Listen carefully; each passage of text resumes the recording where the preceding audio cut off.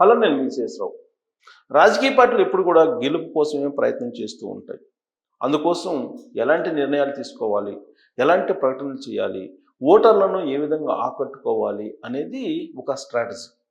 ఇప్పుడు ఢిల్లీలో జరుగుతున్నటువంటి అసెంబ్లీ ఎన్నికల సందర్భంగా బీజేపీ, కాంగ్రెస్, ఆప్ ప్రధానమైనటువంటి పార్టీలు, ఈ మూడు పార్టీలు ఒకదానికి మించి మరొకటి ఉచితాలను ప్రకటిస్తూ ఉన్నాయి.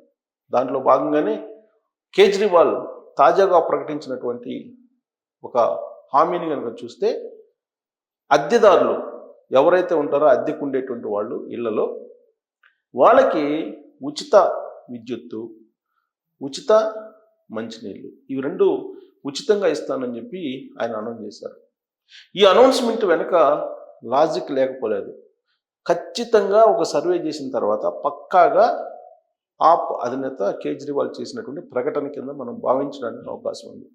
ఎందుకంటే ఏ నగరాల్లో అయినా సరే, ఢిల్లీలో కానీ, బెంగళూరులో కానీ, హైదరాబాద్లో కానీ, అలాగే ముంబైలో కానీ, ఇట్లా కాస్మోపాలిటన్ సిటీస్లో అద్దెకు ఉండేటువంటి వాళ్ళే ఎక్కువ ఉంటారు ఓనర్ల కంటే కూడా.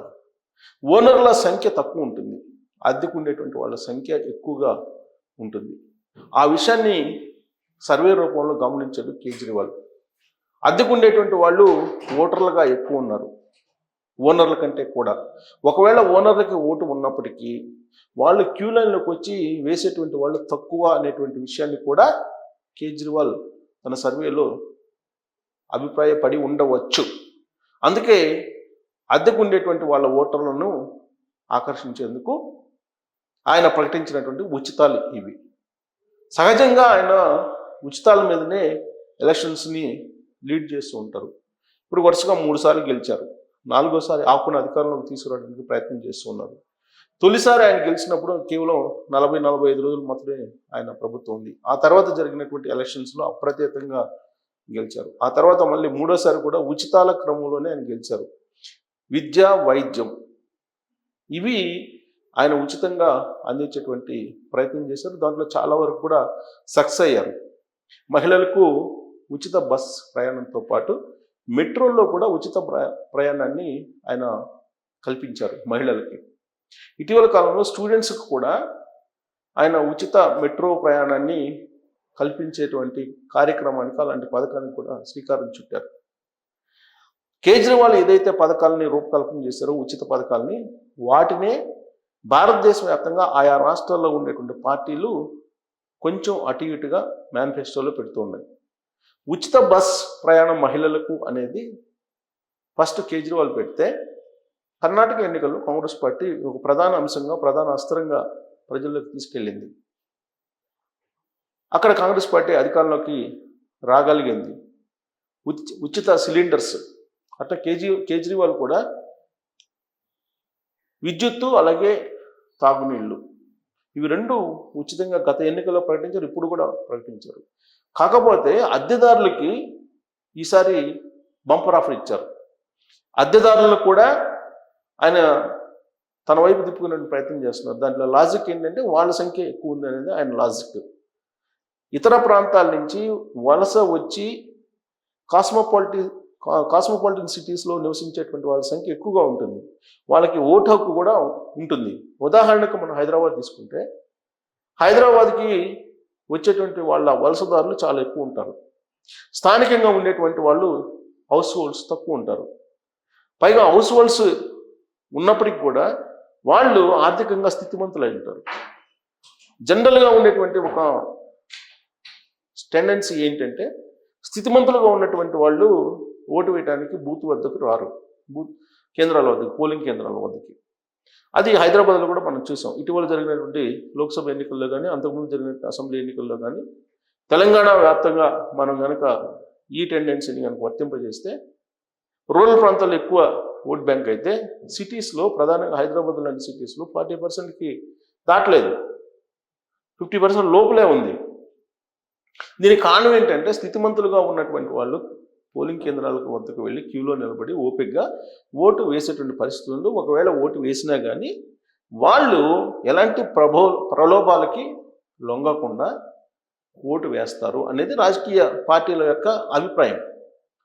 అదే సామాన్యులు ఈ ఉచిత పథకాలను కనుక ప్రకటిస్తే వాటికి అట్రాక్ట్ అయ్యి సామాన్యులు ఖచ్చితంగా ఓటు వేస్తారు, ఇవి వాళ్ళని అట్రాక్ట్ చేస్తాయి అనేటువంటి ఒక అభిప్రాయం ఉంది రాజకీయ పార్టీల్లో.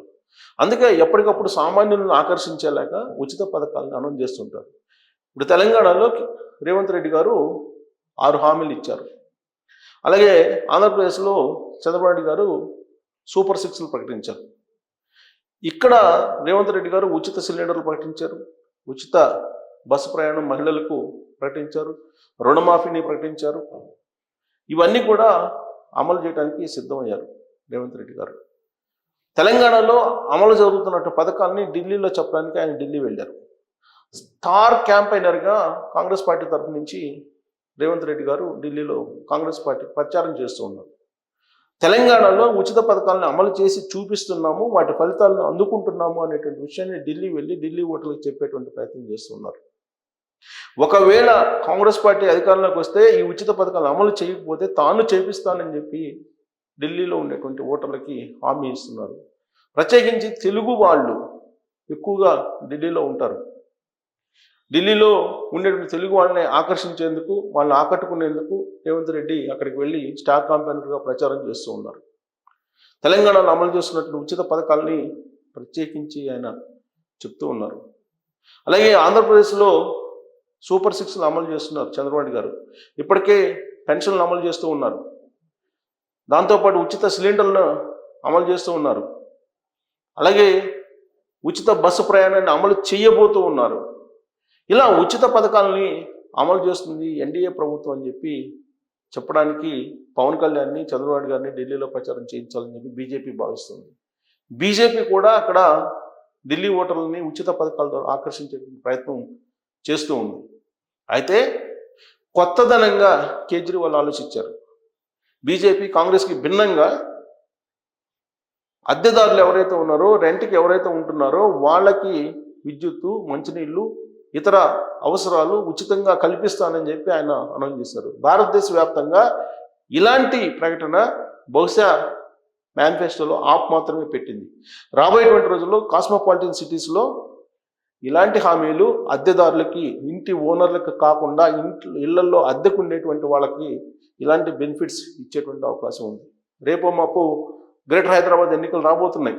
ఈ గ్రేటర్ హైదరాబాద్ ఎన్నికల్లో అద్దెదారులకు, అద్దెకుంటున్నటువంటి వాళ్ళకి ఖచ్చితంగా ఈ విద్యుత్తు, అలాగే మంచినీళ్ళు లాంటి ఉచిత పథకాలని కాంగ్రెస్ పార్టీ అనౌన్స్ చేసేటువంటి అవకాశం ఉంటుంది. ఎందుకంటే ఢిల్లీలో ఆప్ కనుక విజయం సాధించడమో, లేదంటే ఈ ఉచిత పథకాల వల్ల రెంట్కు ఉండేటువంటి వాళ్ళు కనుక మూకుమ్మడిగా ఓటు వేస్తే ఆప్ మళ్ళీ 4వ అధికారంలోకి వచ్చేటువంటి అవకాశం ఉంది. అదే జరిగితే కాంగ్రెస్ పార్టీ రాబోయేటువంటి రోజుల్లో గ్రేటర్ హైదరాబాద్ ఎన్నికల్లో రెంట్కు ఉండేటువంటి వాళ్ళకి విద్యుత్తు, మంచినీళ్ళు ఫ్రీ అని చెప్పి అనౌన్స్ చేసేటువంటి అవకాశం కూడా లేకపోలేదు. సో గతంలో ఉచిత బస్, అలాగే ఉచిత సిలిండర్లని కేజ్రీవాల్ నుంచి అటు కూటమి ప్రభుత్వం కానీ ఏపీలో, ఇటు కాంగ్రెస్ ప్రభుత్వం కానీ కర్ణాటకలో కానీ తెలంగాణలో కానీ ఉచిత పథకాలను తీసుకొచ్చుకున్నారు అనేటువంటి ప్రచారం ఉంది. బట్ రాబోయేటువంటి రోజుల్లో ఈ కొత్త వరవడిని కూడా మనం చూసే అవకాశం ఉందని చెప్పి భావించడానికి